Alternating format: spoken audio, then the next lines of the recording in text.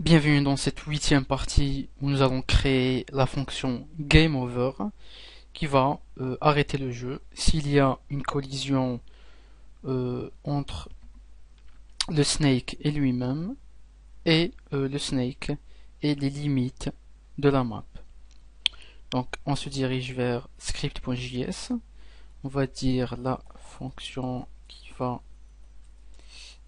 arrêter le jeu, on va dire function game over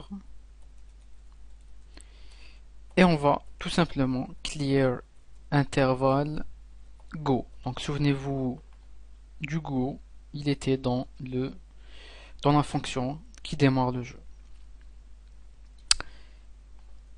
Parfait. Donc ici dans la fonction actualiser snake, on va rajouter un else if juste après avoir détecté le fruit. Donc on va dire else if la cellule has class core du snake, c'est-à-dire s'il entre en collision avec lui-même.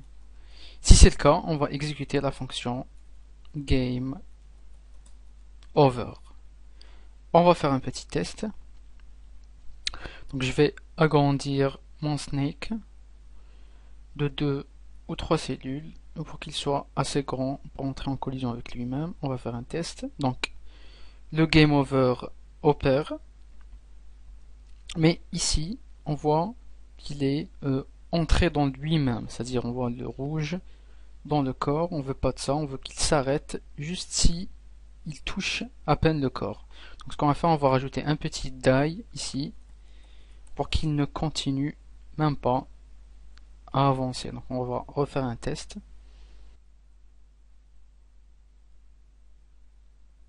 J'entre en collision et il s'arrête net. Parfait. Donc ça, en ce qui concerne les collisions entre le Snake et lui-même. Maintenant, les collisions entre le Snake et les bordures de la map. Donc on va dire else if la nouvelle tête 0 est inférieure à 0, c'est-à-dire s'il sort ici, d'en haut, ou la nouvelle tête 1 est inférieure à 0, c'est-à-dire les deux coordonnées de la nouvelle tête. Donc si c'est le cas, on exécute aussi le game over. On fait un test et c'est parfait, il s'arrête net. En bas, donc else if nouvelle tête 0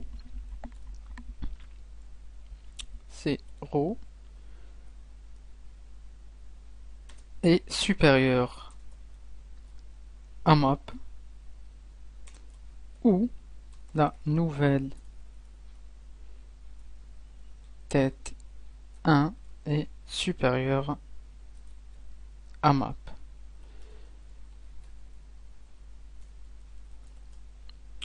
Là aussi, on va rajouter un game over. On actualise, je descends tout en bas et il s'arrête net.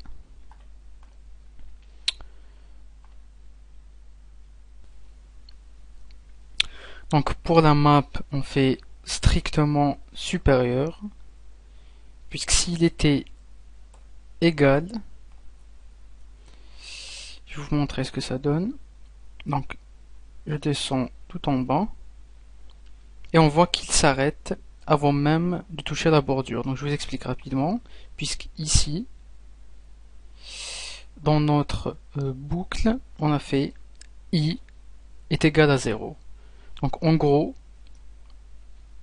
il va répéter les TD, les TR 41 fois, c'est-à-dire il va commencer à partir de 0.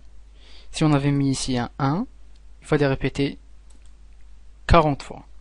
Donc puisqu'il les répète 41 fois, donc le 40 se trouve juste ici.